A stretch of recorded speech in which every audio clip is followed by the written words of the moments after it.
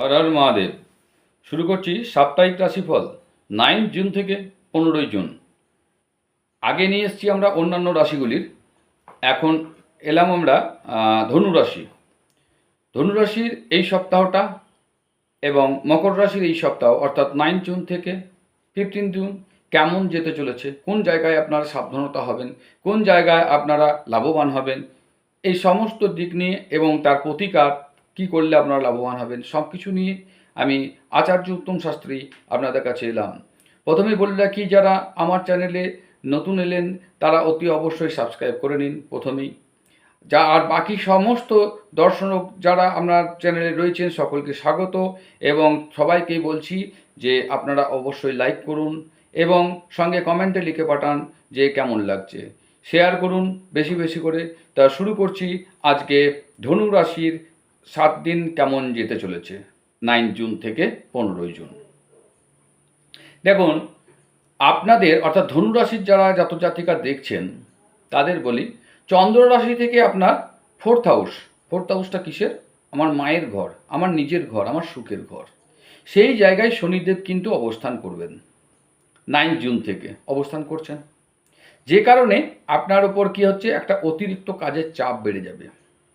Mental, fourth house মানে তো mental, চন্দ্র তাহলে মা, তাহলে ওখানে একটা প্রেশার আসছে, মেন্টালি প্রেশার হবে, যার কারণে আপনার শরীর স্বাস্থ্য নিয়ে একটু টেনশন হয়ে যাবে। সেজন্য অতিরিক্ত কাজের চাপ নেবেন না, কিছুটা আপনারা আরাম করুন, কিছুটা রিল্যাক্স করুন, কিছুটা সকালবেলায় উঠে মর্নিং ওয়াক করুন, কিছু ব্যায়াম পরিচর্যা করুন। মায়ের শরীর নিয়ে ব্যথা বেদনায় মা ভুগতে পারেন, তো সেই জায়গাগুলো একটু লক্ষ্য রাখবেন, মায়ের একটু সেবা পরিচর্যা করুন, তাতে আপনার ক্ষেত্রে প্রচুর লাভবান হবেন। কেন, ফোর্থ হাউসে শনি, মায়ের যত সেবা করবেন তত লাভবান হবেন। বেশ, এইবার আপনাকে করতে হবে কি না, এই সপ্তাহে যে যদি কিছু বিনিয়োগ করতে যান করবেন না, লস হবে।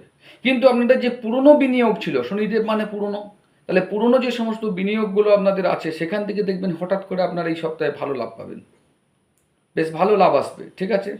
যার ফলস্বরূপ আপনার অনেক কিছু স্বপ্ন যেগুলো ছিল যে কেনাকাটা করব হচ্ছিল না টাকা পয়সা টানের জন্য বা কোনো কারণে, এই সপ্তাহে কিন্তু আপনার মনের ইচ্ছা পূর্ণ হবে। অনেকজনাকার ইচ্ছা ছিল যে আমরা গাড়ি কিনবো, যেহেতু শনিদেব ফোর্থ হাউসে, এই সপ্তাহে আপনাদের দেখবেন অনেকজনাই গাড়ি কিনে ফেলবেন, ঠিক আছে? নতুন পুরনো যাই হোক গাড়ি কিনবেন, মানে মনের আশা পূর্ণ হবে। তো যে কোনো জিনিস, তাও বলবো যেহেতু শনিদেব ফোর্থ হাউসে রয়েছে, যে কোনো জিনিস কেনাকাটা করার সময় অতি অবশ্যই বাড়ির বয়স্ক লোক, শনিদেব মানে বয়স্ক লোকদের সঙ্গে আলোচনা করে করুন, তাতে আপনারা লাভবান হবেন। বাড়ির আপনারা কিছু কাজও করবেন, দেখবেন হয়তো পুরনো বাড়ি মেরামত করতে চলেছেন বা কিছু একটা ডেকোরেশন চেঞ্জ করছেন, এগুলো হবে। তো এইগুলোও কিন্তু বাড়ির সদস্যদের সঙ্গে আলোচনা করে তারপর করবেন, তা নাহলে ফোর্থ হাউসে শনি যেহেতু আছেন, কাজেই আপনার ওপর একটা মানে মেন্টাল প্রেশার চলে আসতে পারে, মানে দোষারোপ উল্টো পাল্টা কথাও হতে পারে। সেই জন্য ওগুলোকে আলোচনা নিয়ে করে তারপরে কাজ করবেন, কিন্তু আপনাদের এসব কাজগুলো হতে চলেছে।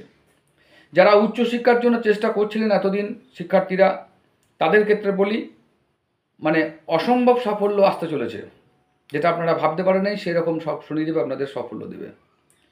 তো তাদের জন্য একটা বিরাট সুযোগ, এই সুযোগটা সদ্ব্যবহার করবেন, ঠিক আছে? খুব ভালো রেজাল্ট হবে, মানে খারাপ হবে না, ভালো রেজাল্ট হবে। আর কর্মজীবনে একটু আপনাদের ব্যস্ত থাকতে হবে, তো কাজের পদ্ধতি আপনারা চেঞ্জ করুন, হয়তো করবেন এই সপ্তাহে, তবে আপনাদের লাভবান হবেন। পুরনো টেকনিকগুলো চেঞ্জ করুন, ঠিক আছে? লাভবান হবেন। গুরুবার প্রতিকার স্বরূপ আমি বলবো, গুরুবার কোনো ব্রাহ্মণকে খাবার খাওয়ান, ওম গুরুবে নমঃ মন্ত্রটিকে ডেলি 21 বার করে জপ করুন। দেখুন, ধনুরাশির যারা জাতক জাতিকা রয়েছেন তাদের ভালো রেজাল্ট পাবেন। আসছি আমরা মকর রাশিতে। মকর রাশি যে সমস্ত জাতক জাতিকা রয়েছেন তাদের কীরকম কী যাবে তার মাঝে বলে নিই, অতি অবশ্যই সাবস্ক্রাইব করুন, লাইক করুন, বেশি বেশি করে শেয়ার করুন, কমেন্টে জানান কেমন লাগছে। তো মকর রাশি 9 জুন থেকে 15 জুন কেমন যেতে চলেছে দেখুন। কেতু আপনার কিন্তু চন্দ্র রাশি থেকে এখন অষ্টম ঘরে, অষ্টম ঘর কী হচ্ছে, মারক ঘর, খারাপ ঘর, এই ঘরে কিন্তু কেতু বসে গেল, কেতু এখন থাকছে। ক্ষমতার বাইরে এক্সট্রা কাজ করবেন না, ক্ষমতার বাইরে এক্সট্রা কাজ করতে গেলেই আপনাকে শরীর নিয়ে ভুগতে হবে। কারণ 8th হাউসে যখন কেতু দেব বসেছেন, আপনার শরীরে যে ইমিউনিটি পাওয়ার কমিয়ে দেবে। ইমিউনিটি পাওয়ার কমে যাওয়া মানে হঠাৎ করে যে মেন্টালি প্রেশার, কাজের চাপ, আপনাকে শরীর নিয়ে ভুগতে হবে। তো দুদিন শরীর নিয়ে ভোগার থেকে কাজের চাপ কম রাখুন, একটু রিল্যাক্সে কাজ করুন, তাতে বরং ভালো। সময়টা নষ্ট, ভাবছেন যে তাড়াতাড়ি করে নেবো, না, উল্টো হয়ে যাবে দেখবেন। কাজের চাপটা একটু কম রাখুন, মেন্টালি প্রেশারটা কম হবে, শরীরটা ভালো থাকবে। শরীর যদি নিয়ে আপনি দুদিন ভুগে যান, তাতে তো লাভ হবে না। 7 দিনের মধ্যে তো 2 দিন চলে গেল, 5 দিন আপনি কী করবেন? সেজন্য কাজটা হালকা রাখুন। এই সময় অবাঞ্ছিত কিছু খরচ হতে পারে, কেন 8th হাউসের কেতু, এড়িয়ে চলুন। তা নাহলে কী হচ্ছে, আয় ব্যয়ের সমতা রাখতে পারবেন না। 8th হাউসে কেতু প্রচুর পয়সাও দেবে, এটাও ঠিক, কিন্তু সেই সঙ্গে এত খরচও আপনারা করে ফেলবেন না, যার ফলে কী হচ্ছে, আয় আর ব্যয় সমতা রাখতে পারবেন না, যার ফলে সপ্তাহের শেষের দিকে দেখবেন আর্থিক টানাটানি চলে আসছে। সেই কারণে একটু বুঝে শুনে খরচ করবেন। ইনকাম হবে প্রচুর, কিন্তু আয় প্রচুর হবে, আয় নিয়ে কোনো চিন্তা নেই, কিন্তু ব্যয়ের সঙ্গে সমতা বজায় রাখার চেষ্টা করবেন। বিনিয়োগ, যদি আপনারা পুরনো বিনিয়োগ থাকে, লাভবান হবেন।